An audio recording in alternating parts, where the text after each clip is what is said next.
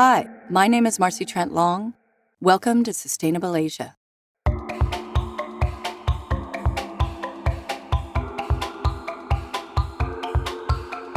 "1986" is made in collaboration with China Dialogue.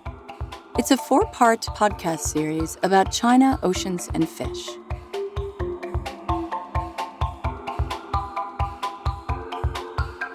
This is episode 2 of 1986, a story of how China is breaking the cycle of overfishing that was unleashed with the passage of the 1986 Fisheries Law during their reform and opening period. Previously on episode 1. Over time, as we've had more people and we have greater technology to be able to extract fish from the ocean, we get better and better at taking those fish, and we start to run out.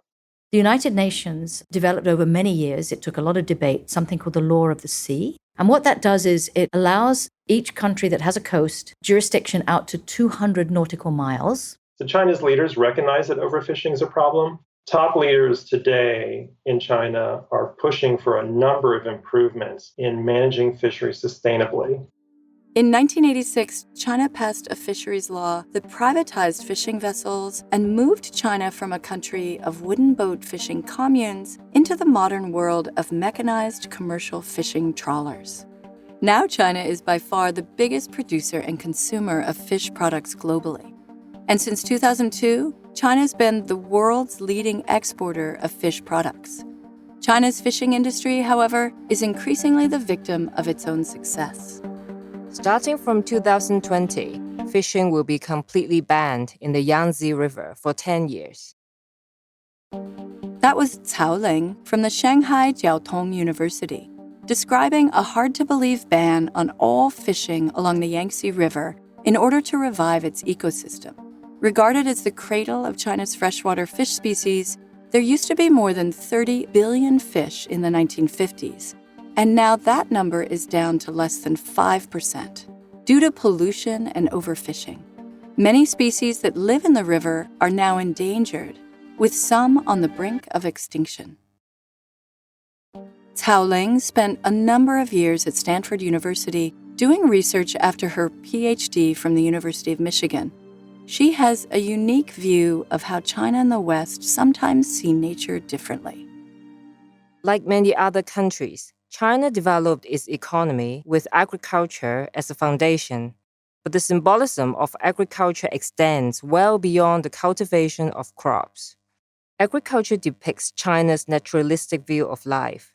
Agriculture also reflects a preference for taming nature over preserving natural habitat and wild species, despite the benefits of ecosystem services and biodiversity to society. However, these ideas are gaining greater appreciation in China today.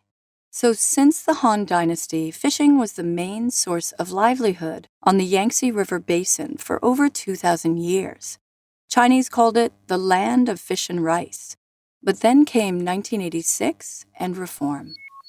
In 1985, the Chinese government issues a number 5 central document to promote the privatization of fishing vessels and market circulation of seafood products. 1 year later, the government introduced a first comprehensive fisheries law, which sets specific rules for the utilization and protection of fisheries resources. However, due to the poor enforcement of measures designed to sustain wild fish populations, China was under the pressure of overfishing. In 1986, most countries in the world began realizing that the fish in our coastal waters were not limitless. I am Wang Yamin. I am from the Ocean Department of the Shandong Ocean University. We mainly do research on the conservation of marine resources with a focus on marine policy. Our school was one of the earlier top institutes to conduct marine research. China's fisheries development has gone through 3 stages. The first stage saw rapid development during the reform and opening period up from 1980s to 1990s. The fishing industry and the number of fishing boats expanded at a high growth rate during that time. Then, during the next decade, up to the early 2000s, the industry entered a more stable development stage. During this period, the industry started hitting the limit of marine resource capacity. So, new regulations were placed on the Chinese fishing industry to control the rapid development, and new measurements implemented to protect fishery resources. For example, since the 1990s, summer closures of fishing areas and limitations on fishing equipment, such as a trawler ban, were introduced. This also includes trying to control the number of fishing vessels. Just like other parts of the world, China began using mechanical fishing gear like trawls to capture fish more efficiently. And boy, did it work! Trawls are fishing nets that are pulled along the bottom of the ocean or in midwater at a specific depth, capturing juvenile fish and everything else in its wake. It is more difficult to enforce regulations on fishing gear, so there are not many regulations in this area. Bottom trawling has been restricted for a while, but now all forms of trawling are limited. But it wasn't enough to just restrict trawling. Other measures were also needed. Summer closures were also implemented in the 1990s to tackle overfishing. When it was first introduced, the closure length of time was short and the area was small. Summer closures first started in the Yellow Sea and the East China Sea, including the Bohai Sea. In the last 2 years, summer closures were extended to include the South China Sea, because the overfishing pressure in the South China Sea is also very high. That pretty much covers the entire coastline of China. Summer closures usually start in May and end in August. During summer closures, all fishing operations are prohibited in the designated sea areas. No fishing boats are allowed to go out during these periods. China also tried to reduce the number of fishing vessels through a buyback program. This program was thwarted by a pre-existing fuel subsidy available to all fishermen. It's a bit complicated, but hear me out. The government had established a fuel subsidy in 2006 for the entire agricultural community, which in China includes fishermen. The fuel subsidy allowed Chinese fishermen to receive anywhere from $5,000 per year for smaller local fishing boats to up to $280,000 per year for a distant water 1,500 kilowatt bottom trawler. If you cannot catch any fish when you go out to fish, you lose money. But now, fishermen have this subsidy, and many fishermen rely on this money to support them. A fisherman does not have to fish. He can use this money to make a living. Therefore, many fishermen take this money to support their families. The central government is now revising the 1986 Fisheries Law as part of the 13th five-year plan, but they still haven't eliminated the fuel subsidies to fishermen. China's top leaders are pushing a number of reforms. John Mimikakis, an ocean conservationist at the Environmental Defense Fund, is an expert advisor to China on fishery policies. One of them is to greatly expand monitoring. And this is essential to ensure everyone, government, other fishermen, stakeholders, that no one's breaking the rules. They're also pushing to cut the total domestic catch from 13 million tons to 10 million tons. So they've acknowledged that Chinese fishing boats, their own fishing boats, are taking out more fish than is sustainable, and they're trying to cut back on the total amount of fish that they're taking out of the sea. They're also pushing to reduce the total number of fishing boats on the water. China has about 1 million fishing boats on the water. The whole world has around 4. So about a quarter of all the fishing boats in the world are Chinese vessels.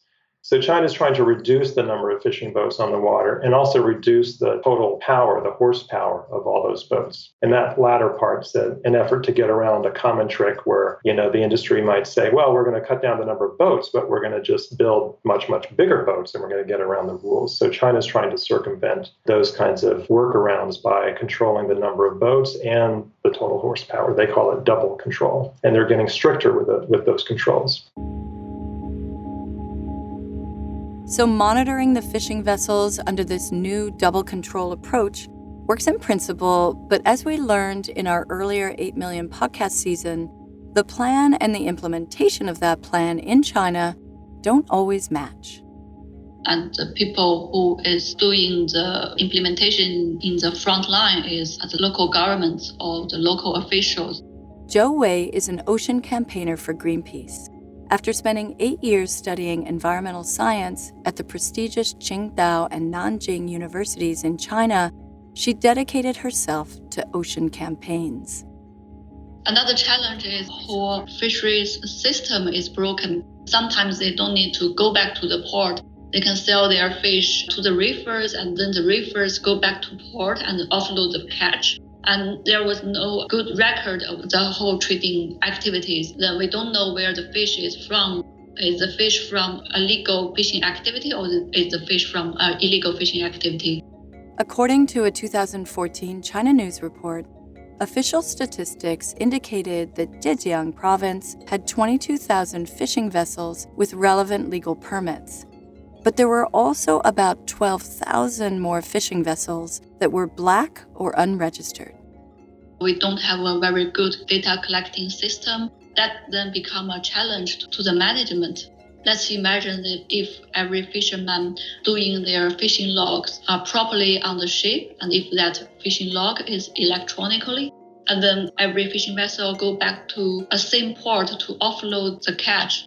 They can't just go anywhere along the coastal line. It can also be very helpful to the management, and we can have better data of the fisheries. The good news is that at least one province, Zhejiang province, seems to be taking back control of its fishery policies. John Mimikakis explains.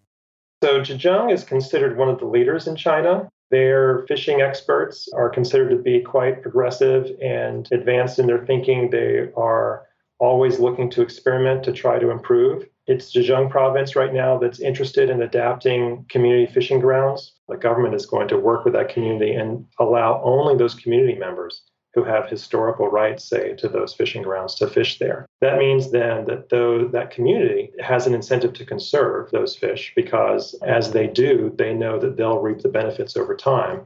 And the community then can rely on the government to help it protect those fishing grounds from intrusion by outsiders. As we said earlier in this episode, China identifies fish as part of its ancient fish and rice cultural heritage.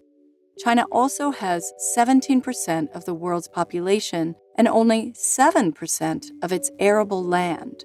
So fish protein will always need a place at a Chinese meal. With climate change and nutrition driving more people away from meat diets, seafood becomes an important component to China's food security. So my view is combined with the laws already in the books that require science to set limits on fishing, I'm optimistic that China can strengthen monitoring, improve its enforcement, and adapt the kind of management approaches that have worked elsewhere around the world and apply them in their own context. And once they do, I think China will start to realize that sustainably managed fisheries are, in fact, the most profitable fisheries. So China is reforming the 1986 Fisheries Law with the hope that this cycle of overfishing can be broken. As Deng Xiaoping famously said, China, like many countries, is crossing the river by feeling the stones, step by step, finding out which policies achieve the best results. But there's still another piece of the puzzle of China's over $12 billion trade surplus in fish products: domestic aquaculture. And it turns out that domestic aquaculture is also one of the leading culprits draining China's coastal waters of fish. Next on Episode 3 of 1986. Special thanks to our sponsors, the Swire Group Charitable Trust, creating positive change in education, marine, and arts through supporting registered nonprofit organizations primarily in Hong Kong and mainland China. 1986 is produced by Sustainable Asia in collaboration with China Dialogue. The season was created and written by me, Marcy Trent Long. The assistant producer was Li-Ting Lin.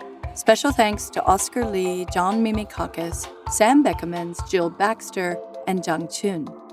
Carson and Kinsey Long created the 1986 graphic, and the intro and outro music is made from repurposed and recovered waste items by Alexander Mobison. Learn more about his music at kalelover.net. Let's not forget a warm thank you to our voiceovers, Kinsey Long, Annabeth Martins, Ethan Chen, and Andrew Suckley. If you like what you hear, subscribe to the Sustainable Asia podcast, and please give us a rating. Show notes are posted on our website, sustainableasia.co.